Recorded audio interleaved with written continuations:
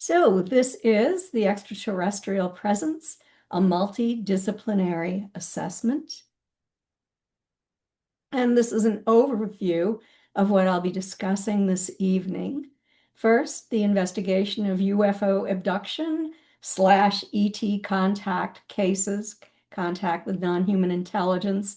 And there are a lot of different names today. It used to be UFO abduction when I began. That was it. The paraphysical overlay, the scientific investigation of evidence, MUFON's ERT survey, spirituality and religious belief, and government-funded studies on UFOs. Now, I'm going to begin with the investigation of UFO abduction and contact with non-human intelligence. And I'm going to begin at the beginning, what we knew and what the pioneer investigators discovered. I don't know how many of you are aware of this. I don't know how advanced you are in your knowledge of all of this. You know, it's probably multi-layered and multi-level in our group. So let's begin at the beginning and we'll get into some of the more complicated cases later on, more advanced. So let's begin with the archetypal alien abduction patterns. And those were pretty much identified by Bud Hopkins on the bottom left and David Jacobs on the bottom right. Bud Hopkins was a very well-known artist, had paintings hanging in the Guggenheim Museum in New York, and he had a close encounter with a UFO, and he became interested in it. And as he met other people who had encounters, he began to discover that for a lot of people, there were more than just UFO sightings. And he started with the Mutual UFO Network. He was the director of abduction studies for the Mutual UFO Network way back. And he contributed a great deal. He began with some investigations, with interviews. He decided that since experiencers could, or he called them abductees, could remember part of what happened, but not all of it, that he would arrange for their hypnosis with licensed mental health professionals, with psychologists in New York City. And he did this for a while, but it was so expensive, and he was always there observing. He decided that he would begin to do this himself. And so he began to do hypnosis sessions with different people and formed a support group eventually and gained a great deal of insight into the abduction phenomenon. He also was participated in academic social research studies. So I've sort of modeled my career after him in those academic studies and have worked with Dr. Don C. Donderi from McGill University, who Bud worked very closely with. And I'm going to get into some of those studies a little bit later. David Jacobs was an associate professor of history at Temple University. And he had developed an interest as well. And as part of his thesis, he put together a lot of different papers that various researchers had written and compiled them eventually into a book. And it was very well done. And he got to know Bud Hopkins and became interested in the alien abduction phenomena. And he decided that he would begin doing hypnosis as well. And he considered his hypnosis sessions with with abductees as just historical interviews. This is what he told me. But what Bud and David did is they took an analytical approach. And that's what I've done during my career too. And they have classified and categorized, and they came up with the patterns of alien abduction, which began with the capture. And I'm going to get into each of these in more detail in a minute. Next comes the examination. Next comes conference or communication. Tour. Loss of time. The return to your natural environment. And the aftermath. So what does the capture entail? Well, here's a drawing done by Mona Strafford from the case of the 3 women who were abducted when they were returning home from a birthday dinner in Casey County, Kentucky. And a craft came down, swooped down over their vehicle, and all of a sudden they felt themselves flying backwards very, very rapidly. The driver applied the brakes but could not stop this. The car was being dragged, and then they found themselves on a craft. In the case of Betty and Barney Hill, they had a close encounter with a craft after it had followed them for a few miles. And then it swooped down over their vehicle after my uncle Barney had actually observed it at close range in a field when he'd stopped the car and gotten out. The craft hovered within approximately 100 feet of him, and he saw non-human entities looking down at him. He ran back to the car trying to escape from this thing because he thought he'd be captured. The craft came in his direction. The next thing he knew, he and Betty heard code-like buzzing sounds striking the trunk of the vehicle. And then they sort of went into an altered state of consciousness. The next thing they knew, they were 30 miles down the highway with some memories of what had occurred, but not full memory of what had occurred.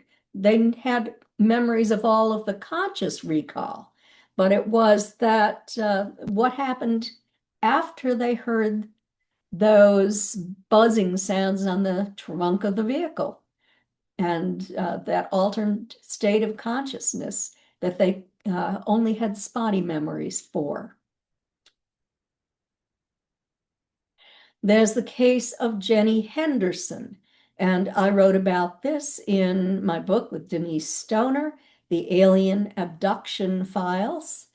And hers is the second case. It's an intergenerational family event. And this was the early drawing. I know from photographs that I have now from investigations that this is what the beam looks like. It isn't broad like this. It's all kind of the same width. And that the non-human entities, as they come down, at first have the appearance of orbs. And then when they enter our environment, we see them as they are, or sometimes we have a screen memory and we see something else. I'm going to get into that. And then that human is taken into that beam of light. And I suspect that that human then looks like an orb, but I don't have any evidence of that. And when these non-humans come into our environment, they often come as what we call a screen memory, where we're seeing them initially as something different, something less frightening. such as a giant rabbit. That is, you might have heard about that from the Navajo Rangers out in Arizona. Or they might look like a group of clowns. Sometimes they're multicolored, different colored clowns in a person's bedroom. Sometimes they have the appearance of a very tall owl, maybe 5 feet tall. In one of my cases, a group of young people were driving to attend a concert. And they were driving through a remote area when this owl, 5 feet tall, swooped down and appeared in the road, stopping their vehicle. The car stopped. The owl walked up to the driver's side, looked in, stared at the people in the vehicle, and they never made it to that concert. The next thing they knew, they were driving on their way home. So, of course, they're not rabbits or clowns or owls, but I believe that these non-human entities take control of our minds and manipulate our thoughts for the purpose of being less frightening to us. Now let's look at the physical exam. What happens during the physical exam? Tissue extraction or fluid extraction. They might take punch hole biopsies known as scoop marks and triangular marks out of the body. They might extract blood from the body through tubes or through needles. They might insert an implant into our bodies. I'll get into that in more detail later. They might do a mind scan. And they might impregnate a woman in their hybridization program. So this is just my drawing of what a hybrid might look like. I've never seen a hybrid myself, but based upon the descriptions that experiencers have given to many, many researchers, not just myself, this is what they look like. And now I'm going to play for you our Florida MUFON former state director. She was also our chief investigator at one time, and she was my personal assistant on the experiencer research team, Denise Stoner. And this is Denise under hypnosis during my investigation of her case. And she's describing her physical examination. Oops, I just have to find it. There it is. He said, you're needed for developing our race and yours. I didn't know what he meant right then. But I found out. What did you find out? Oh, I found out. I found out when he stuck needles in me and took things from me.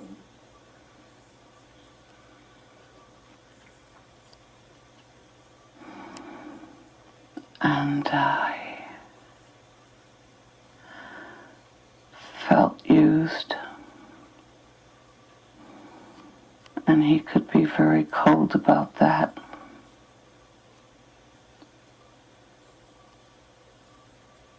Where did he stick these needles into you? Right at the top of my navel.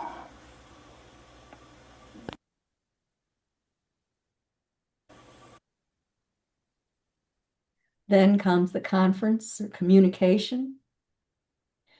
one of the things that experiencers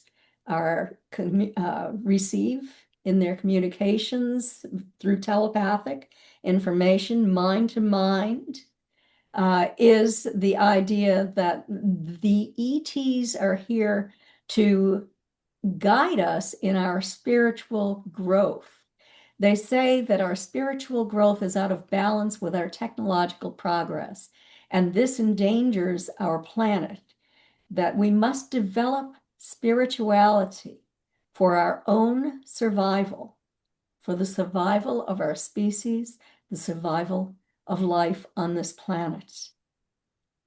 They also show on screens or in holographic images or visions environmental disasters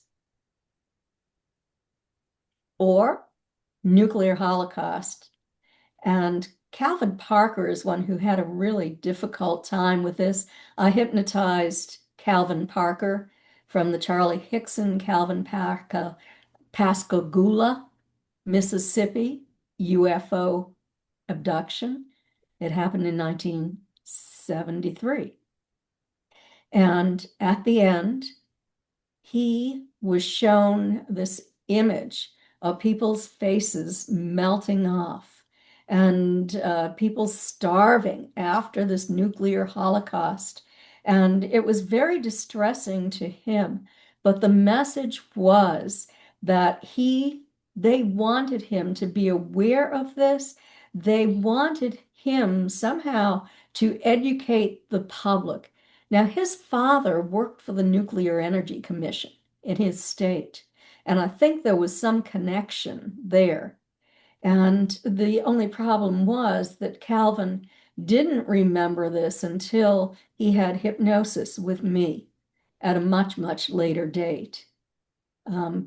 So that is interesting. But I've worked with many, many experiencers who have memories of these things and who actually have built a profession around preserving our environment mostly. Then there's a tour of the craft. Denise and I wrote about her case in the alien abduction files, and here's the book in the center. A Jenny Henderson case is in there, and then there are 6 additional cases also. But in Denise's case, after her physical examination, she was taken on a tour of the craft, and you can see her sketch over here on the left. This is what the craft looked like from the outside and how it folded in. And then she was escorted to the center of the craft where she thinks the propulsion system and the control system for the craft was located. And this is her sketch right here. I hope you can see my arrow. And she said the whole room was as if she was inside a beating heart or a living being.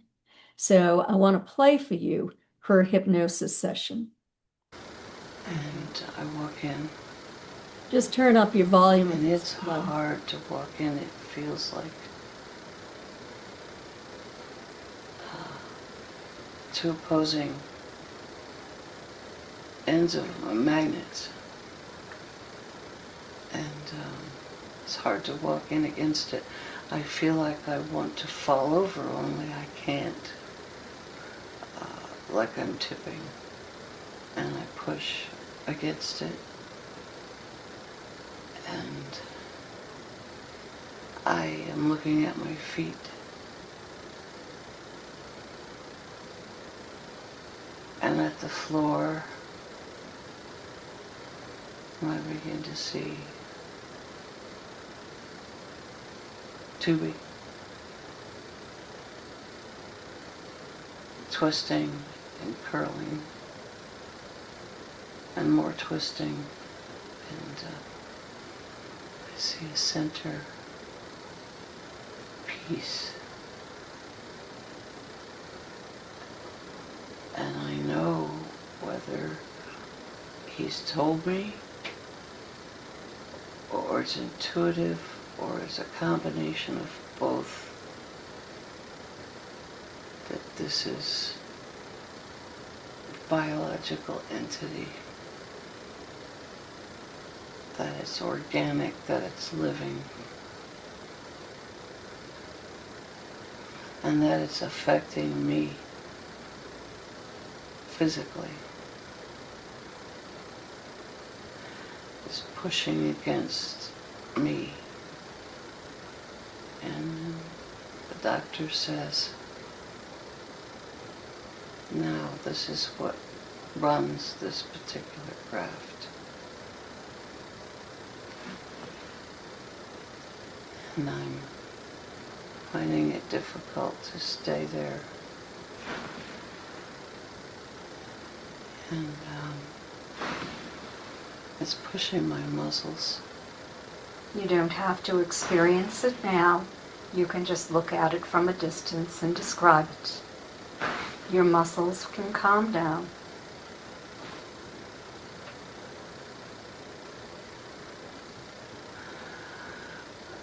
And he says, the crafts like these, that these can communicate with each other and do. And they run the craft. The entities don't have a thing to do with how this whole thing operates. And I'm not a scientist, and I'm not good at describing with what I'm being told. And this whole thing is alive, and it's like walking into someone's body, into their being. And this thing has feelings and thoughts and emotion. I find that was quite powerful, and I want to thank Denise for permitting me to use that segment of her hypnosis session this evening. And then we got to the return and the different ways in which people are returned. There's Calvin Parker at the top left, and he and Charlie Hickson were simply floated back out of the craft after their experience. Calvin had another experience, and I hypnotized him about that too, years later when he was out fishing. And that time he was taken on a beam up into the craft and then returned to his boat afterwards. He was missing, being looked for. His wife was down at the pier. People were looking for him. He was hours late and quite distressed. His shirt was covered with blood afterward. This is just a drawing by an experiencer or a painting by an experiencer that I have for one-time use for. And he is being simply returned to his bed after an experience, put back into bed by these non-humans. And the bottom picture here is the best picture that I could get of what I experienced when I was at a MUFON symposium. And I woke up during the night when I was dropped on my bed. And I opened my eyes and I saw this intense, like blue light. And it just filled up part of the room. It wasn't like any light that you normally see in a hotel room. And it wasn't by the window. It was straight ahead of me, straight ahead of my bed. And I could feel energy coming from it. And then it slowly just receded. And then the next day, I heard that there had been a group abduction at the MUFON symposium. On the right, you see a drawing, a sketch that an experiencer made from one of my cases in New Hampshire years ago. It took place in 1981. And two women and a little boy were driving to her parents' home. And what happened was, along the way, they saw what uh, appeared to be craft. I don't know why these things are coming up all over the place. They never come up when I bring that slide up. But anyway, they were driving along the road, the highway, Route 93, interstate, and there were a lot of cars pulled to the side of the road. They pulled over and they looked at these UFOs, for two of them, for a few minutes, but they had to get to her parents' house for a choir practice. And so they got back into the car.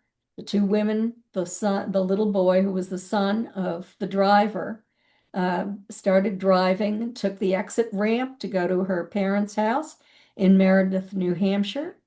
And there was a huge craft blocking the road in front of her. This is much, much smaller than what she actually saw. That's the best drawing she could do of what she saw in front of her. She became frightened, and the only thing she could think of is to try to whiz underneath that craft. And so she tried that, and all of a sudden, she and her friend found themselves on the other side of I-93, the south side of I-93 now, and on that exit ramp to go back up toward her mother's. So you would have to drive a very long distance in order to turn around and then head north again to get to that ramp. And by the time she arrived at her parents' house, she and her friend were hours late.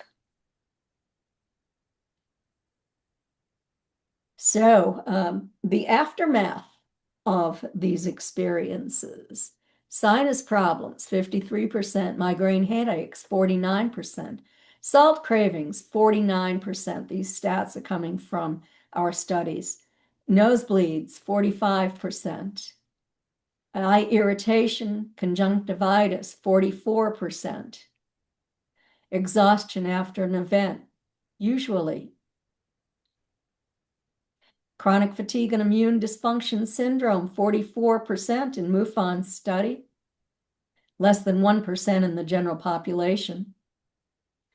Back and neck injuries, 26%, gynecological disorders, 26%, burns and hair thinning, 24%, fibromyalgia, 18%. Disappearing pregnancy, 15%. Wounds, puncture wounds, 71%. Finger-shaped bruises, 68%. Pattern marks on the body. So our circular cord out marks, 60%. Radiation burns, 37%. Those are statistics from MUFON ERT survey of 516 experiencers. And I'm sorry about all this scribbling. I don't know what has happened, but it looks like someone has interfered with this. So let's talk about the scoop marks. You can see here the 303 of 505 participants who answered that question had scoop marks, had found these scoop marks that they could not explain away as chicken pox marks or mosquito bite scratched marks or anything like that. 116 of 505 had triangular marks, either burned out or cored out on their bodies. This mark is less prevalent. I don't know what it is. It looks like the burns on the abdomen of, I can't remember his name, a case up in Canada of a man who had walked up to a craft and was burned. That's on a woman's buttocks. That was a MUFON case. This is more prevalent, this pattern mark with a center and these, like, it reminds me of a daisy or a flower with the little petals coming out from it. I don't have statistics on those. Puncture wounds, 359 of 505 who answered had these puncture wounds. This one was particularly distressing when I received it because that's the puncture wound. But what is this up here and here? I wonder what caused this. Was it some kind of device that was attached? It almost looks like tooth marks. I don't know, but it's really weird in my opinion. This, I've read that MUFON investigators had said that it might be the end of a hairdryer, that some people with a very sick mind might want to be an abductee or a contactee so badly that they would burn this pattern into their bodies. But I can't imagine that there would be that many all around the world who would do that. Here's a mark that's not as prevalent, but it's been on found on the heads, the top of the heads of 3 individuals that I'm aware of, 2 of them that I've worked with. And then these patterned marks on the body, fluorescence, that could have been created by someone who was also hoaxing, simply by applying oil in those patterns. So I don't know how valid that case was, but that was something in our MUFON files. We asked more questions, and I'm going to get into the survey and give you more information later when I get into actually that part of it, of this presentation. But this is one of the questions regarding sex and reproduction, and I thought you'd be interested in hearing about it. We asked if they were forced to engage in sexual relations while being observed. 41 of 516 respondents answered yes. Have they undergone sperm extraction? 31 of 516. Well, we know they weren't all men. So divide that in half, because half were women, half were men. A needle inserted into the navel, 26 of 516. But did it happen only to women? I'm not aware if men have had that procedure too. I've heard one man tell me that he had. That's it. Pregnancy without sexual activity. I find this particularly distressing. In one case that I investigated, there was a lesbian woman. She had not had sex with a man, yet she ended up pregnant without not knowing of sexual activity, but she did know that she was an abductee. 12 of 393 cases of participants. They had developed venereal disease without sexual activity. 8 of 393 respondents. They have observed developing fetuses on the craft. 23 of 463.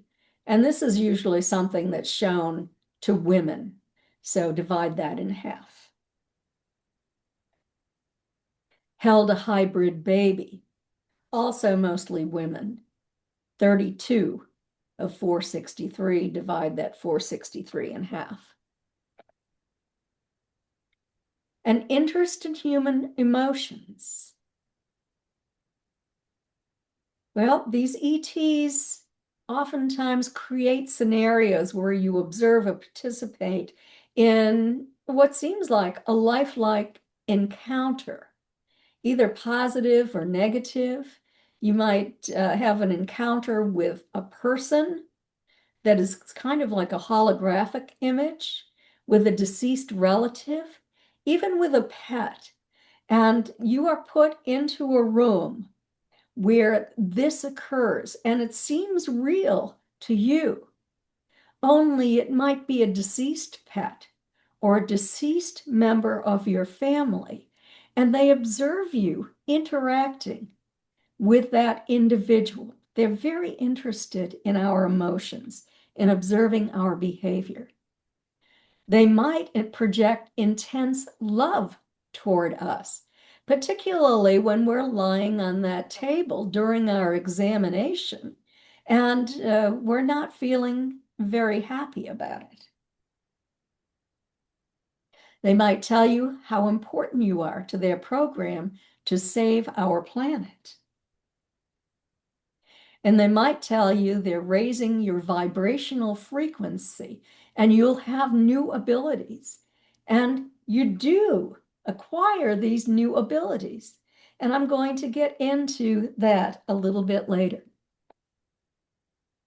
And they might stimulate you sexually, generally through the application of a gel to your genitals to prepare you for sexual intercourse with a loved one, or sometimes even a stranger while they observe. Emotional reactions to UFO abduction. Well, prior to understanding what really has happened, after you've had an event, but you haven't worked through it with a therapist or with a support person from the Mutual UFO Network, or through deep trance hypnosis with a hypnosis practitioner, a quantum healing hypnosis practitioner, you usually will have fragmented memories. Our statistics show that most people who have participated have fragmented memories. They experience fear. They feel traumatic stress, anxiety, anger, helplessness, and a strong desire to fight back. But after they develop an understanding, after the therapy, and maybe after they've been taken a number of times later on in their lives,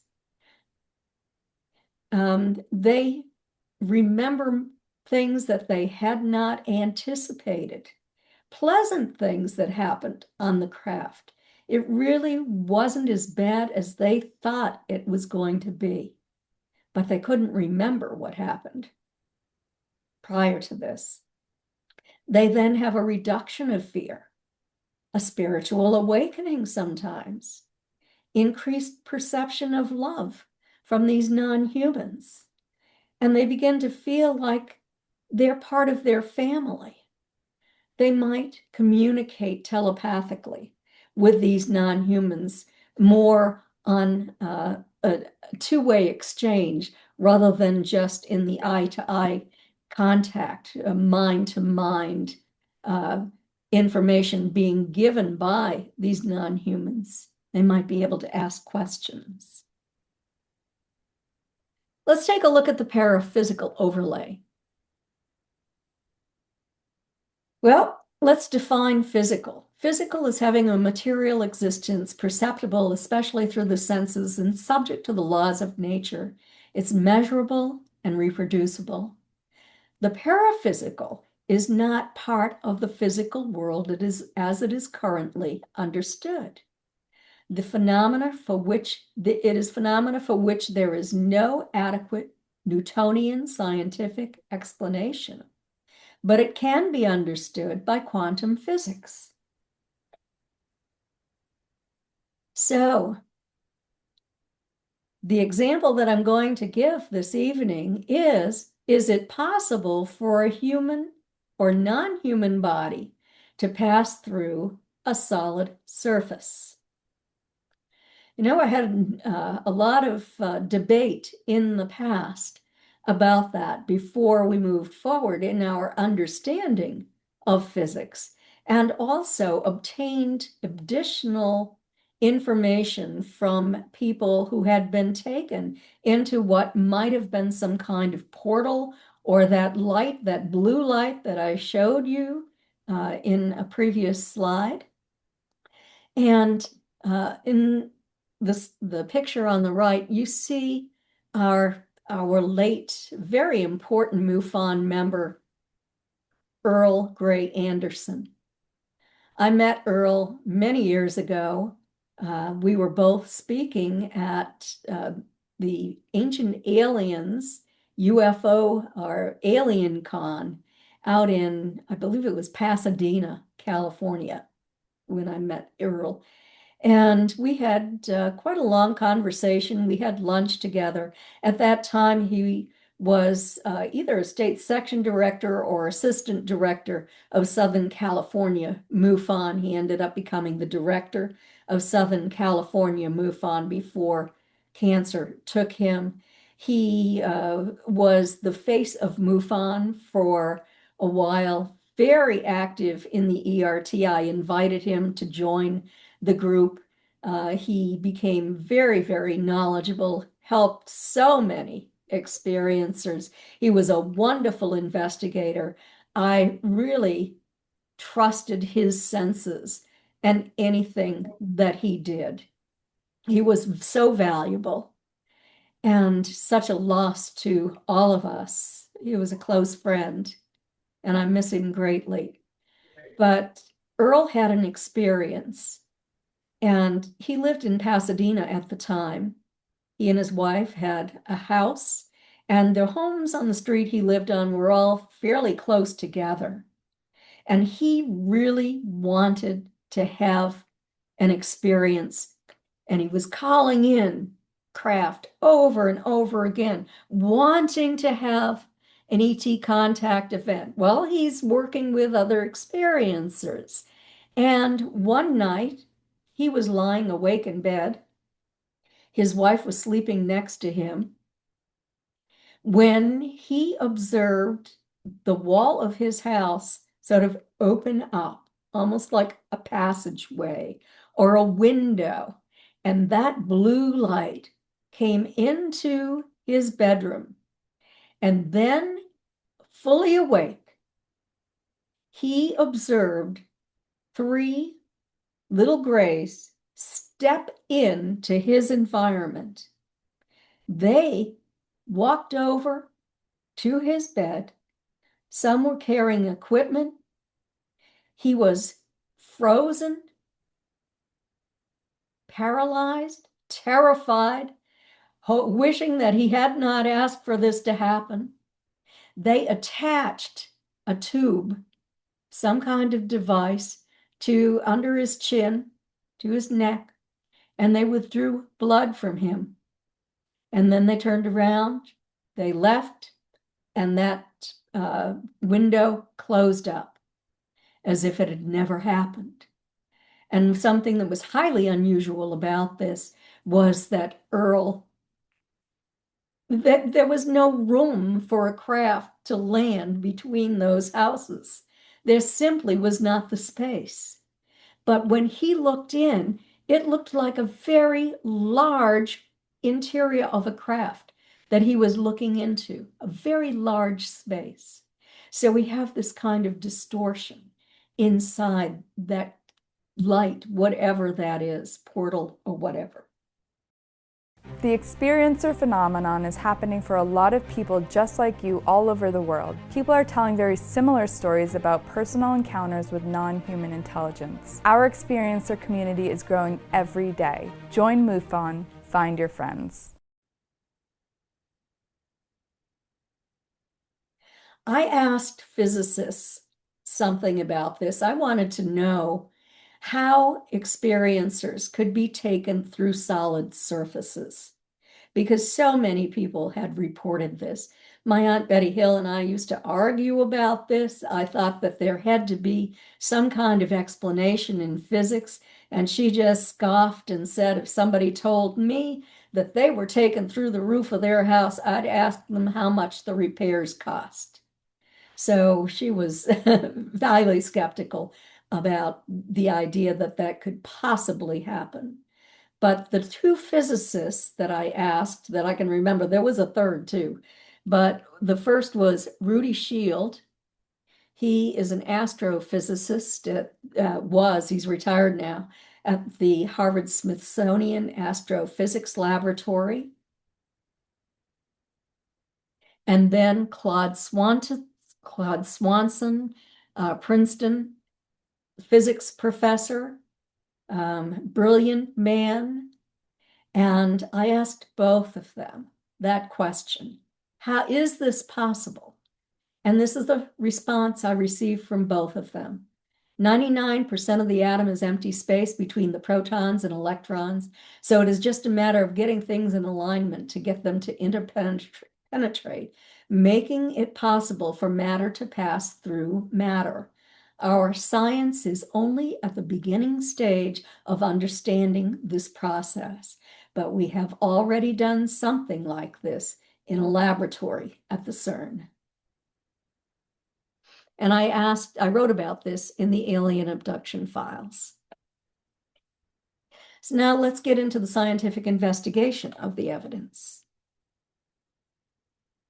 So we see Dr. Roger Lear here, who is a podiatrist, who was the best educated implant removal researcher, and did some of the removal from people that he worked with, if it was in their feet. He also worked with regular medical surgeons on others. And these were his findings. We also have Daryl Sims, who worked with Dr. Lear in the beginning until they had a falling out. So Dr. Lear concluded there was no visible insertion point and no surrounding scar tissue when an implant had been inserted. There is no inflammatory response, so there is no infection. It's coated with a very tough material that resists attempts to puncture it. It acts like it has intelligence because it runs away from the surgeon's knife, tries to escape. It does not want to be taken out. It has a highly elevated level of proprioceptive nerve fibers connected to it, which are responsible for touch, pain, temperature, spatial position, awareness. I thought that last one was pretty interesting. Isotopic ratios of non-terrestrial origin in a couple of the implants. And he sent the most interesting ones, not the shards of glass, to laboratories. And he did not tell them that he had removed them from experiencers' bodies. He just had laboratory testing done. And this was a finding. And they found that it was nanotechnology far in advance of devices manufactured on our planet. And one had a radio frequency that transmitted into deep space. So this is what we have learned through the ERT about implants. They may be inserted deep into the body through a long tube. They can travel to their final resting place in the body. They might be put into a limb, such as a hand. And I've actually had two cases where the experiencer was able to palpate the implant moving up the arm before it would finally disappeared into the body elsewhere. It is probably not a tracking device. For years, we thought that they were tracking devices, Maybe they are, but I know that people are taken after their implants are removed. It may be a monitoring and communication device, and it might also monitor the health of the human body.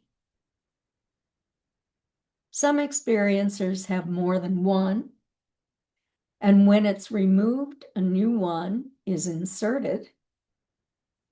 And recent placements are in less operable locations, like these non-humans don't want to keep having to go back and put in new implants. So the top picture here is one implant that was removed.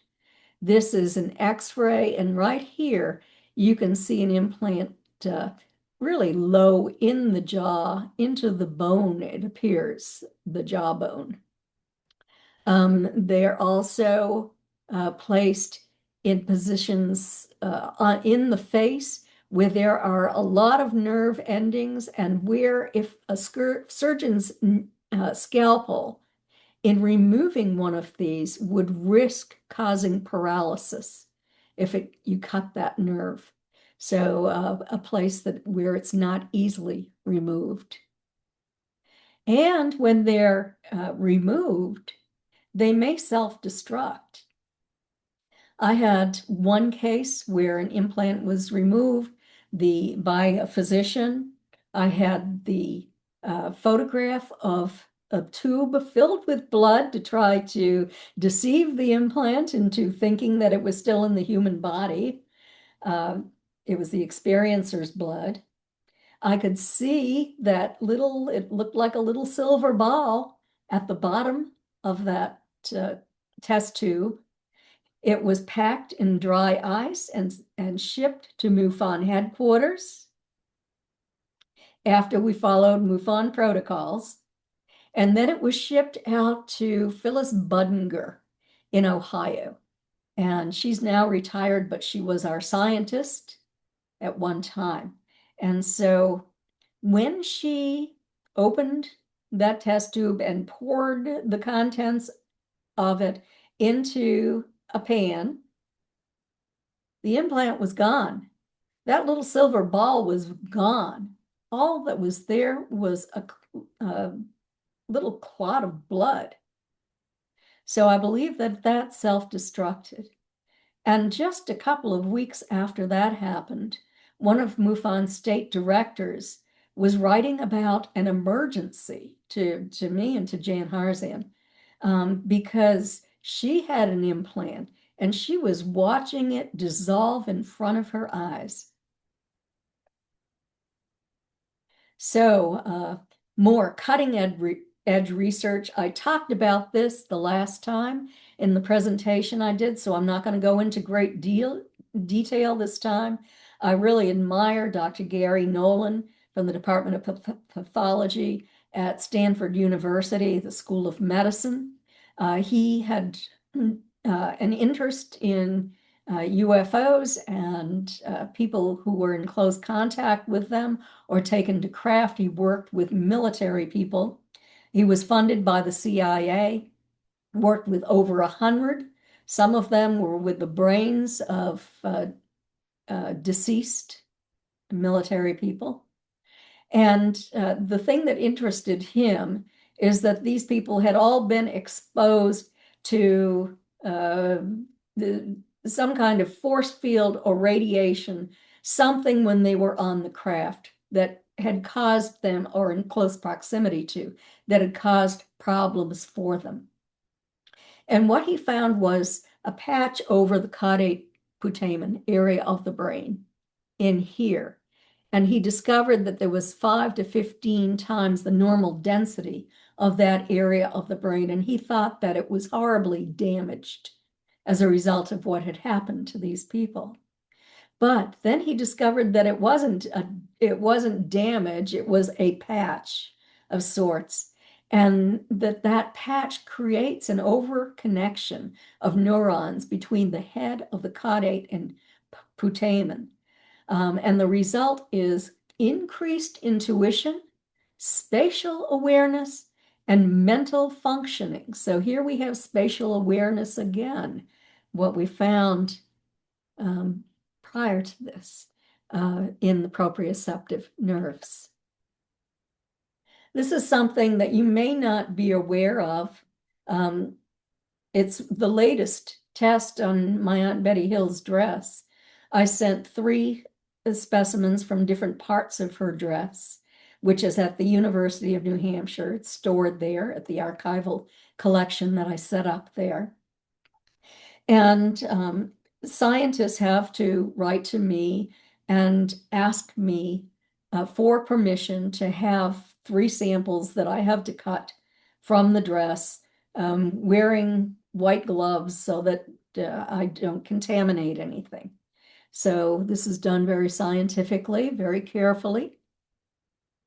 So I did cut 3 samples for the University of Pittsburgh, and unfortunately I have to withhold the names of the professors because the debunking community goes after them and tries to destroy their careers. And it's so unfortunate that I now have to hide the names of the scientists who were involved. And then the debunkers say, well, it's not valid because we don't know who did this. You might be making this up. So it's a no-win situation. But you'll come to understand that the deeper you get into this.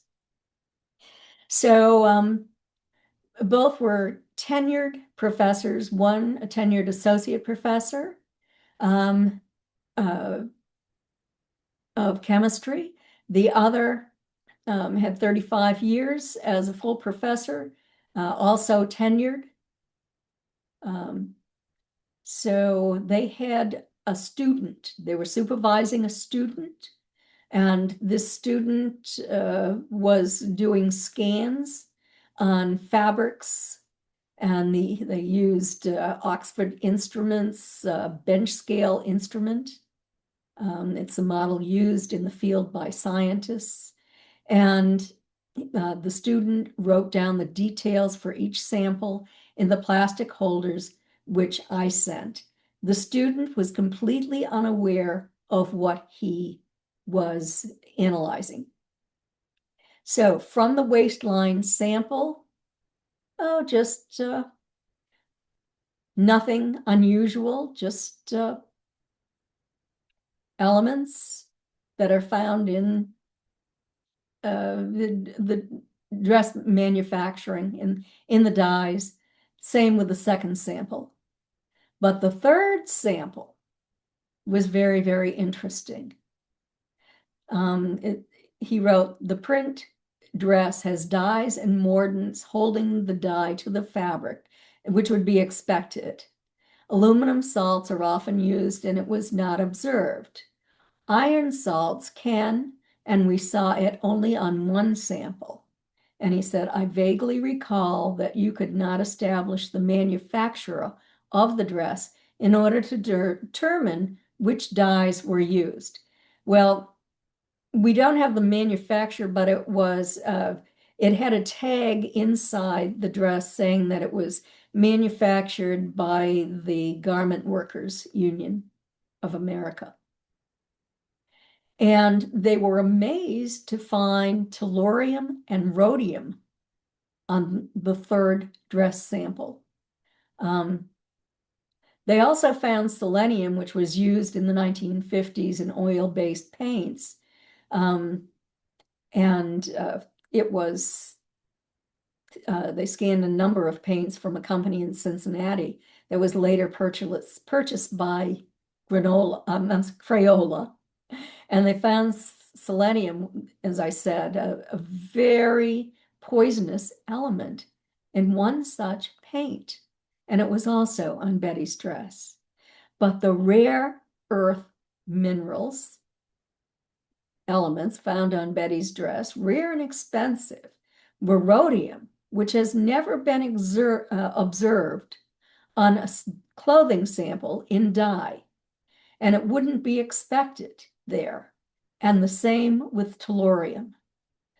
So tellurium is used in manufacturing, even though it's only 1 part per billion on Earth. And I discovered that it has several uses, but one of those is in nanostructures, and I found that interesting. Rhodium has a higher melting point and a lower density than platinum. And one of its many uses is for nanosheets and nanoparticles. And so that was just interesting to me because these rare earth minerals were found on Betty Hill's dress. And there is no conventional explanation for how they arrived there, as far as I know. I mean, I know that they it can be used in manufacturing of CDs, that silvery part at the top, but I can think of no way that that dress was ever exposed to a CD. Betty didn't have a computer. We had floppy disks way back then. I don't know. It was treated very, very carefully by me. Wasn't anywhere near my computer. It was hanging in a closet until I was able to take it to the University of New Hampshire to donate the collection. And at the University of New Hampshire, they were extraordinarily careful in how they handled it in order not to contaminate it too. So I think that's a significant finding. Another is the alien symbols academic studies that were done by Dr. Don C. Donderi from McGill University, research psychologist, Dr. Stuart Appel from the State University of New York at Brockport, but he is now deceased.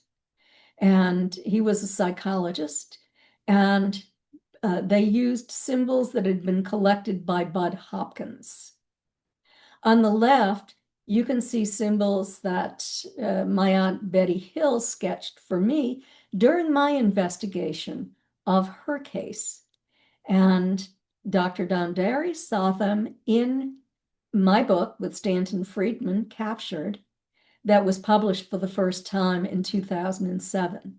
And I had never shown those symbols to anyone.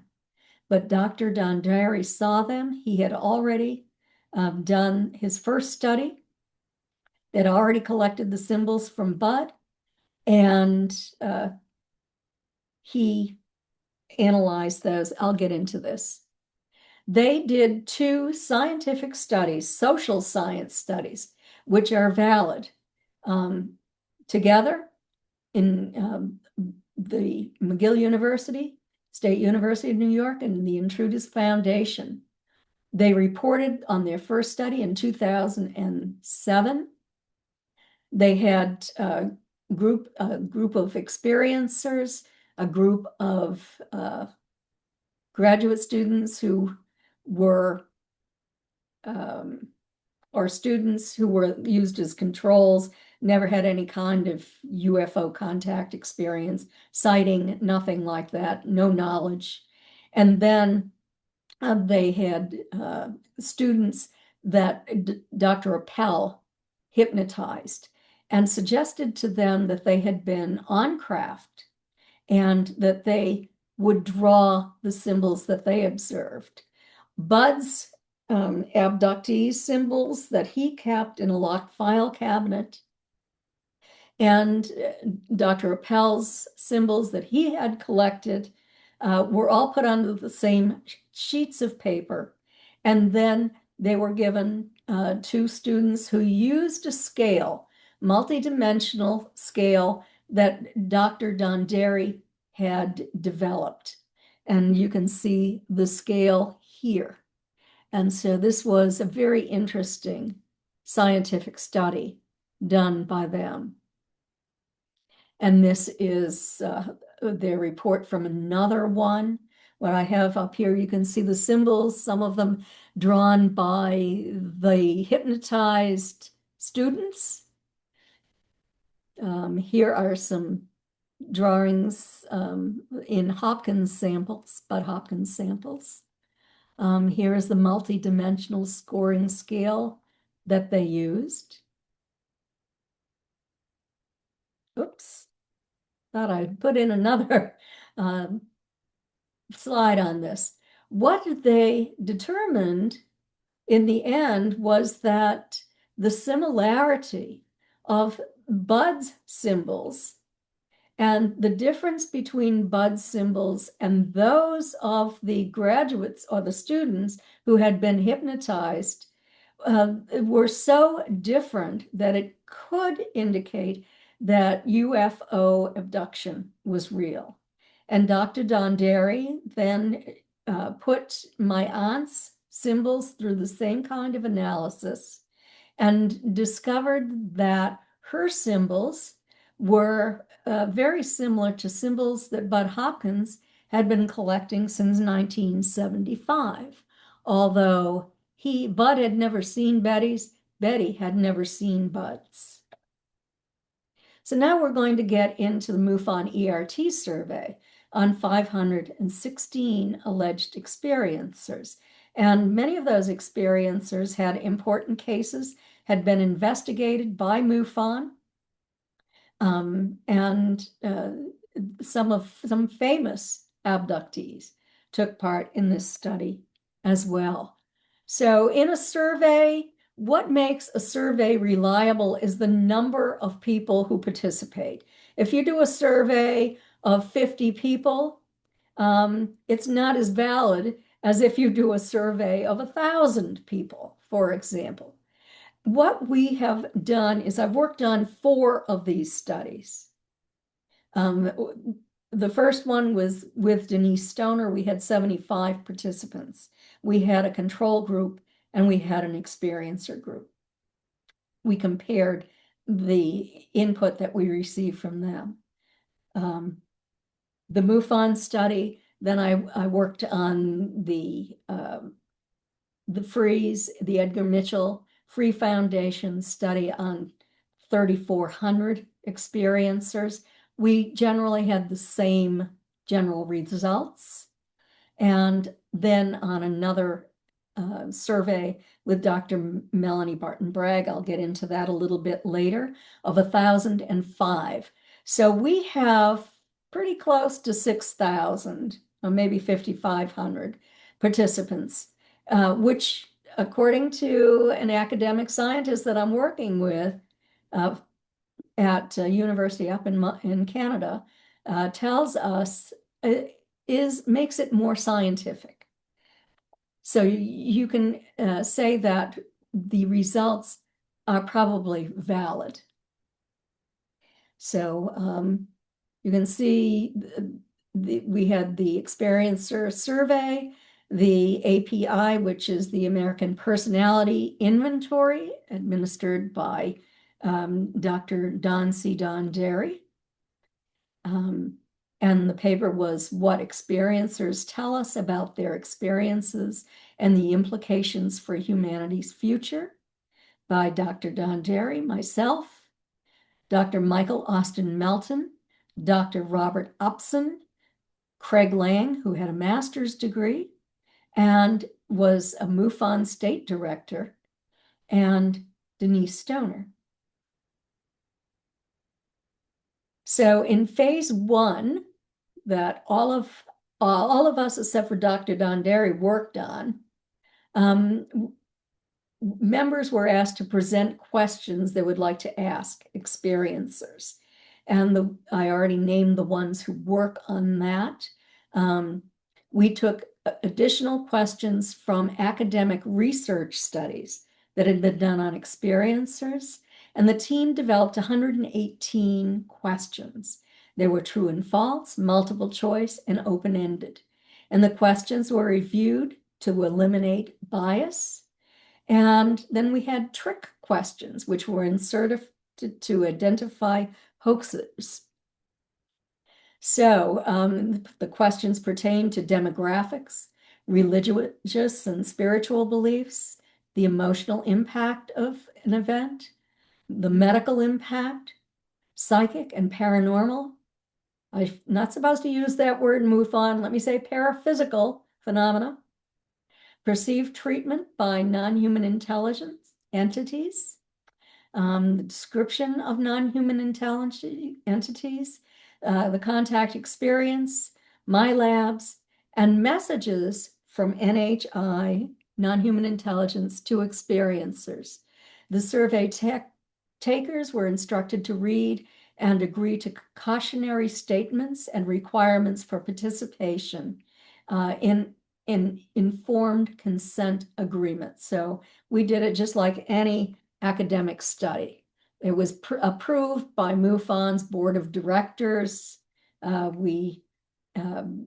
George Medich and I funded it. MUFON put in some money as well. 516 participants, and then SurveyMonkey did the statistical analysis. Phase 2 of the study was completed by McGill University research psychologist Don Derry, using the American Personality Inventory in cooperation with me. We had 175 participants. That identifies those who have UFO abduction syndrome.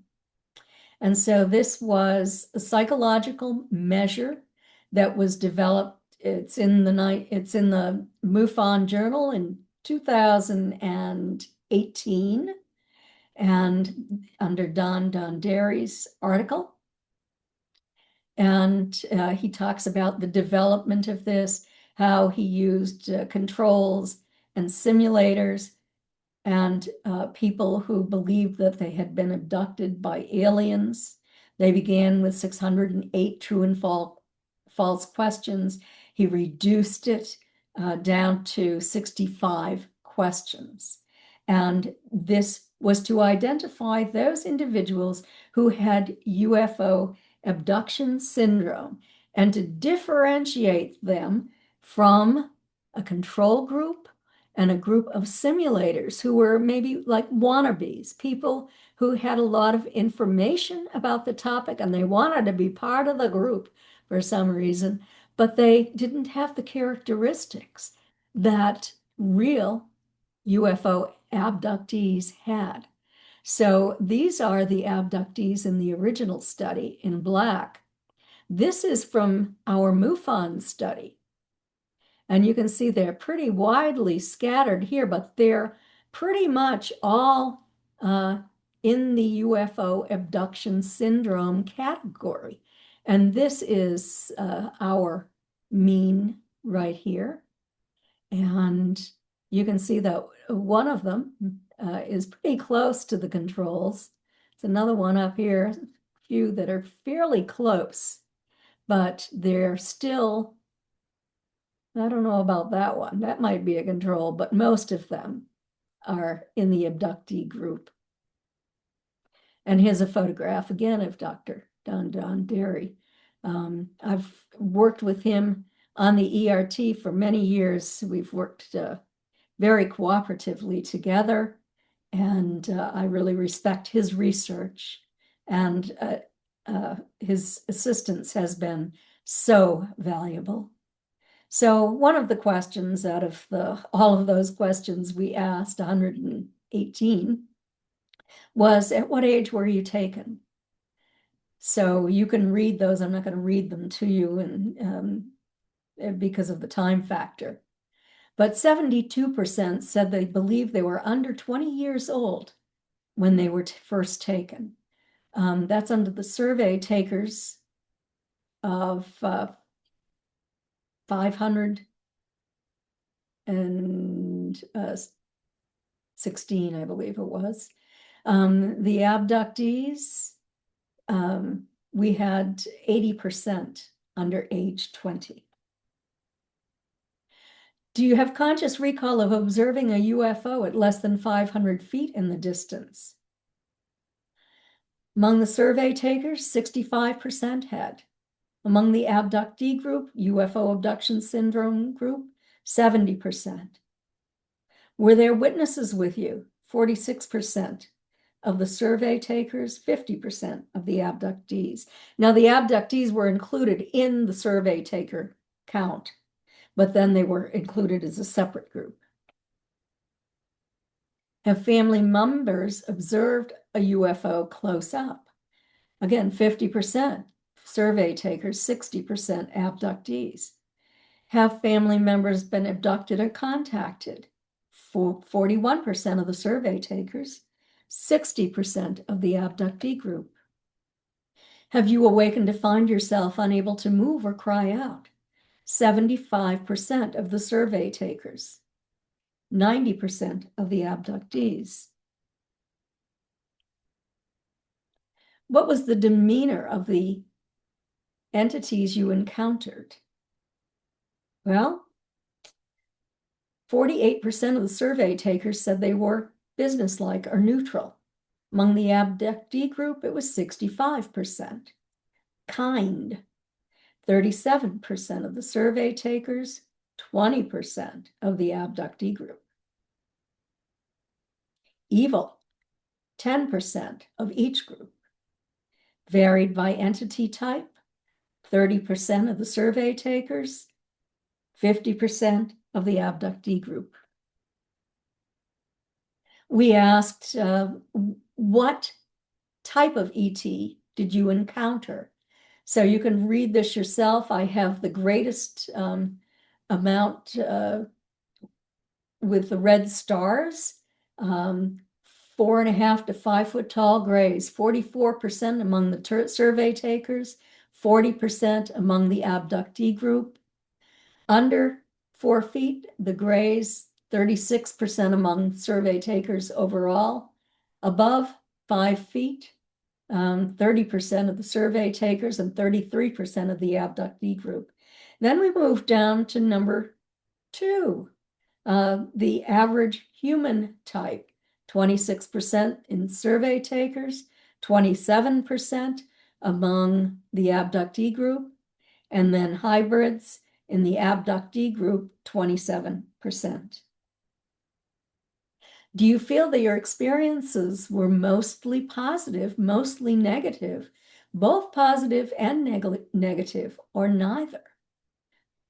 We had 508 participants there, and mostly positive. You can see this, the survey takers in the green, 27%, abductees 20%, mostly negative, both positive and negative, and neither. If you could end your abduction or ET contact experiences today, would you? Only 301 answered this, but we were really surprised that 71% did not want to end their experiences when given a choice. That was pretty amazing to us. Some of our members believed that they might have Stockholm syndrome, that they came to love their abductors. Others believed from the interviews that they had conducted with experiencers that the experiencers were now receiving information, had been healed, had a positive relationship with these non-humans, and felt that they were more volunteers than abductees. So that might account for this high statistic. We asked, what is your blood type? So much has been written about people with Rh negative blood who are experiencers, and some people believe that simply because they have a Rh negative blood, they must be experiencers. That's not the case. We were very lucky to have Dr. George Medich. At that time, Craig Lang had stepped down as my assistant director of the ERT, and Dr. George Medich took over. He is now the ERT director since I stepped down to retire. Well, semi-retire, let me put it that way. I'm now a consultant to the ERT. But we had input from 341 people, and among the general population, Rh negative blood runs in 15 to 16% in the United States. In our studies, it was 33% among the abductee group and 31% among the survey takers, so significantly elevated. Although I want to make it clear that Rh positive blood is more prevalent, 67% and 69% among the abductee group and survey takers. Psychic abilities. That's one of those special things that experiencers of ET contact develop over time. Sort of one of the gifts that's passed from the ETs to humans. Telepathic communication with non-human intelligence.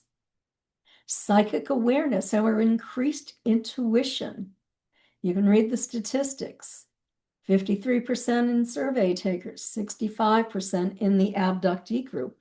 We find that it is at an increased percentage among the abductee group. Precognition, I don't have the statistics on that. Visions, 46%, survey takers, abductees, 65% have visions of things to come. You sense a non-human intelligence in your environment. They enter your environment. You can feel them, feel a strong tingling sensation in your body. Sometimes they communicate with you. 48% of the survey takers and 60% of the abductee group. You become an empath. Either you become more empathetic or you develop the psychic sense of becoming an empath, where you can get into an individual's auric field or close to their body, and you can actually sense their emotions, or even be able to sense anywhere where they have pain or illness in their bodies. 81 to 95% of our participants. Psychic healing abilities that sometimes comes to empaths, where the human is not healing the individual, but is able to channel this healing to others. Out-of-body experiences, astral travel. You see what others cannot. Let me give you an example of that. This is an example from Denise Stoner. When years ago, she was with a group of individuals, and they had a UFO sighting. And the UFO was fairly close to them. And all of the experiencers in the group saw that UFO and knew that it was an unconventional craft. But individuals in the group who were not experiencers could not see that craft. Now, the question is, were they simply denying that it was an unconventional craft because they were being too skeptical? Or was it that those experiencers had an elevated vibrational frequency, is what we call it, but the ability to see things that the average person cannot see? And they might also receive downloads of information from non-human intelligence, or observe intelligent orbs in or around their homes. 61% among survey takers, 50% in the abductee group. Let's get into spirituality and religion. A comment from a religious scholar that I've communicated with. He wrote, "I've seen from my preliminary research that more liberal churches tend to attribute UFO abduction, ET contact, to hallucinations and mental illness, to self-reported abductees, while more conservative churches may jump to demonic explanations." Well, I was very interested when we thought that there might be disclosure, and when the Congressional Oversight Committee on UFPs was meeting and there was great hope for disclosure. I don't have that hope any longer. I never really did. But I thought, if with Dr. Melanie Barton Bragg, with whom I worked very closely, she's a psychotherapist, and she's also a minister, an ordained minister. And she's no longer a minister. She works as a psychotherapist. We were concerned about how the general public might react to knowledge that UFOs are real, and even further, that some people have been in contact with non-humans. Is everybody going to think that we're being invaded by demons? Or what? Is this going to be very traumatic for the human population, the general population? So we did a survey. We had 1,005 participants. 404 had no experience with non-human intelligent entities, and 601 did have experience with non-human intelligence. One of our questions was, do you believe in a divine creator? All 1,005 answered they were required to. 72.84% did. You can read the other statistics much, much lower. Do you believe that planet Earth is being visited by intelligent life from elsewhere? Well, 90.45% indicated that they do believe that. And I want to let you know that we did have 50 questions. Half of those were required to be answered by everyone. The last 25 were only for people who had observations or contact with non-human intelligent entities. And they could have ranged from ghosts to extraterrestrials, any of a number of things. Another question: did this interaction with non-human entities cause you to become any of the following? So we had 544 that replied. 57.35% said that they had become more spiritual. And then very low statistics for less religious, more religious, and less spiritual. How about government-funded UFO studies? Well, let's go back into history with real statistics, not the statistics that the Pentagon sent to the committee, the Congressional Oversight Committee on UAPs, which indicated that they didn't have any findings, any significant findings whatsoever.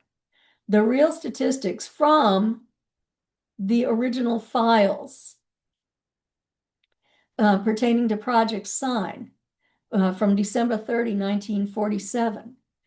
This was carried out by General Nathan Twining, and they collected, collated, and evaluated all sightings that could affect national security. They analyzed and evaluated 243 cases, and in the end, they favored the ET hypothesis. And this was before Project Blue Book was formed, so they didn't have public reporting. This was military cases, generally. So that was very interesting. So there was a debate about, should we make this public? Should we tell anybody that we believe that these are actually extraterrestrials visiting our planet? Several of the generals objected for religious reasons, or because they feared what the public reaction would be. Remember the H.G. Wells radio show, dating back to, I think it was 1936, where there was the invasion from Mars, and giant spiders were invading the Earth, and many humans thought that it was real and panicked. Then there was Project Grudge, and that was February of 1949. And there were only two lower ranking officers who remained. And Edward Ruppelt, Captain Edward Ruppelt, saw this. And the two lower ranking officers were assigned simple scientific explanations, were to assign these to the reports that Project Sign had evaluated but could not explain. So they were just to come up with some kind of explanation just to get rid of this significant analysis done by Project Sign. And that included a chi-square analysis in Project Sign. But in Project Grudge, the 1/4 that defied explanation were attributed to psychological causes. Then, in his book, The Report on Unidentified Flying Objects, Captain Edward Ruppelt, who was then appointed Project Blue Book director in 1951 and remained in that position until 1953, when the Robertson panel decided that they were going to ridicule people who had observed UFOs. They were going to be dishonest. He was not happy about what was going to occur, so he dropped out. He went into private industry as an engineer, and unfortunately, at age 37, he died from a massive heart attack. But before that, he wrote the Report on Unidentified Flying Objects. And in that book, he wrote that in 1952, the Air Technical Intelligence Center had collected 4,400 UFO reports. They had investigated 1,593, and they had collated them, and they had done a chi-square analysis, just as had been done in Project Sign.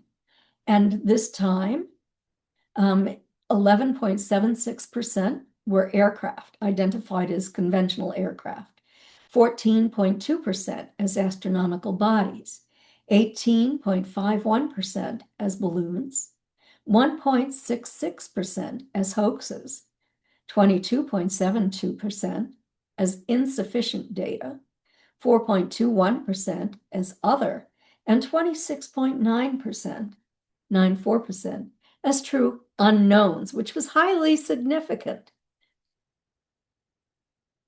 Then there was Blue Book Special Report number 14. That was published on May 5th, 1955. Again, a study by the Air Force done at the Battelle Memorial Institute in Ohio. All of the scientists involved in this study had to agree before any sighting was put into a category. And there was a chi-square analysis. It was the largest study ever done, 3,201 cases. And you might, if you've ever seen Stanton Friedman's lectures, you might identify this as his slide. He gave me permission to use his slides, and I'm very grateful for that. And 14% were balloons, 25.5% astronomical, 20% aircraft, 8% miscellaneous, 1.5% psychological, 9.3% insufficient information, and a significant 21.5% as unknowns. In the chi-square analysis, the excellent quality group, 35.1% were true unknowns, while only 3.9% had insufficient information. Compare that to the poor quality group, which is much, much higher. Yet despite these findings, on October 25th, 1955, the Secretary of the Air Force, Donald Quarles, made the following statement. On the basis of this study, we believe that no objects such as those popularly described as flying saucers have overflown the United States.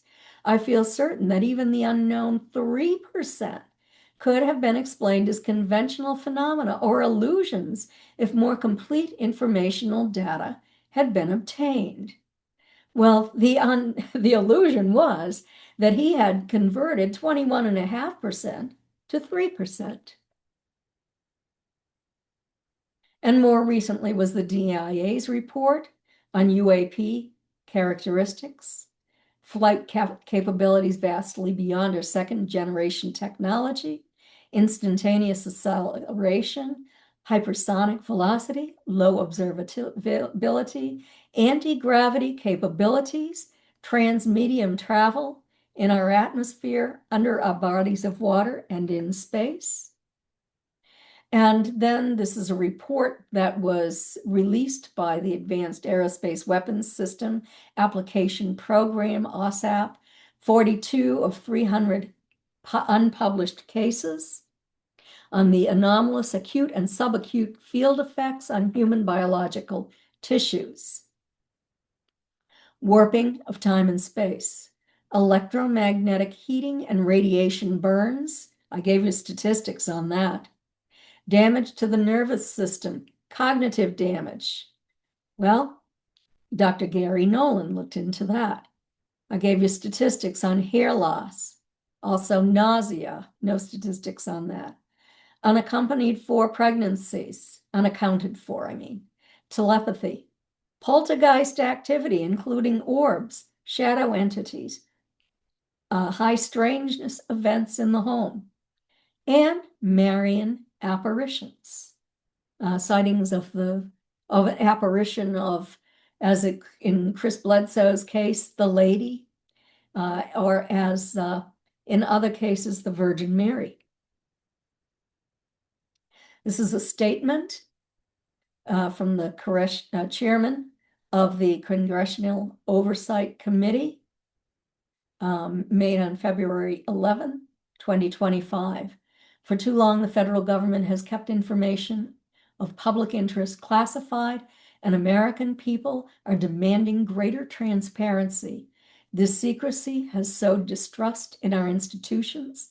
The task force will build on the Trump administration's efforts to declassify records of national importance and ensure Americans get the answers they deserve.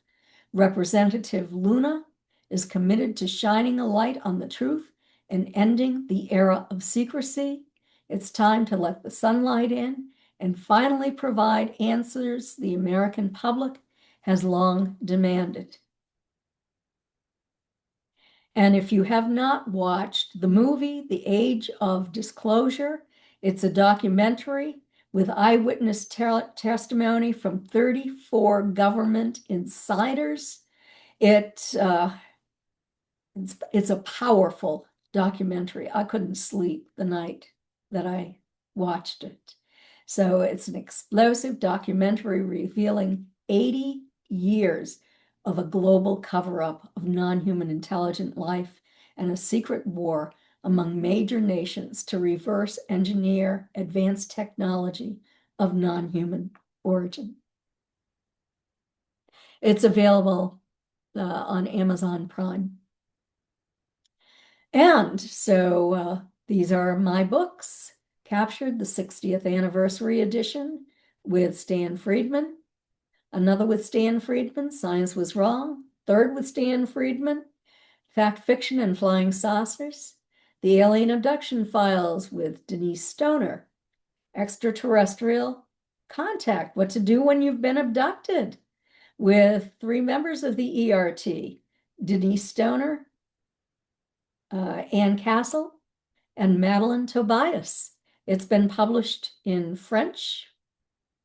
And then Forbidden Knowledge, which is my personal journey from alien abduction to spiritual transformation And it's really a memoir of my life and my relationship with Betty, and just it follows me through my life. So I want to thank you very, very much for your attention.